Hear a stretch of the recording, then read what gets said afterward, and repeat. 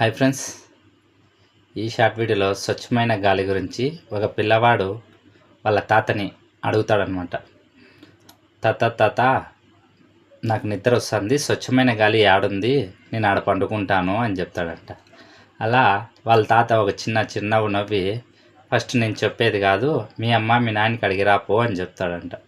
అలా వాళ్ళ నాన్నగారికి పోతాడంట. ఫస్ట్ నాన్న స్వచ్ఛమైన గాలి గల నేను పండుకోవాలంటే అని అడుగుతాడంట. ఇంట్లో ఫ్యాన్ వేసుకొని పండుకోపో, అదే స్వచ్ఛమైన గాలి అంటాడంట. అని మళ్ళీ వాళ్ళ అమ్మగారికి పోతాడంట. అమ్మ నాకు నిద్ర వస్తుంది, స్వచ్ఛమైన గాలి ఆడొస్తుంది అంట. వరండాలో పండుకోపోనా, గాలి తగులుతుంది, నిద్ర చల్లగా వస్తుంది అని చెప్పినాడంట. అడిగి వాళ్ళ తాతగారికి పోతాడంట. తాత నాన్న అడిగితే ఫ్యాన్ వేసుకొని పండుకోపో అన్నాడు, అమ్మ అడిగితే ఇట్లా వరండాలో పండుకోపో, గాలి తగులుతుంది అని అంట.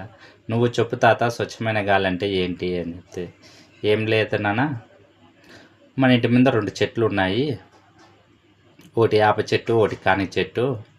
ఈ 2 చెట్ల కింద నువ్వు ఏడబడుకున్నా చల్లటి గాలి, స్వచ్ఛమైన గాలి వస్తుంది. కానీ వేప చెట్టు కన్నా కాని చెట్టు కింద అయితే ఇంకా ఎక్కువ చల్లగా వస్తుంది. కాని చెట్టుకి కొన్ని నీళ్లు చల్లి ఒక టవాల్ వేసుకొని పండుకో, స్వచ్ఛమైన గాలి వస్తుంది, హ్యాపీగా నిద్రపోతావు అని చెప్పాడంట. ఇలా ఒక మనవడు వాళ్ళ తాతకి క్వశ్చన్ వేసినంటే చెప్పినాడు. దీంట్లో ఏది కరెక్ట్ అనేది మీరే అర్థం చేసుకోండి ఫ్రెండ్స్. ఉంటా, బాయ్.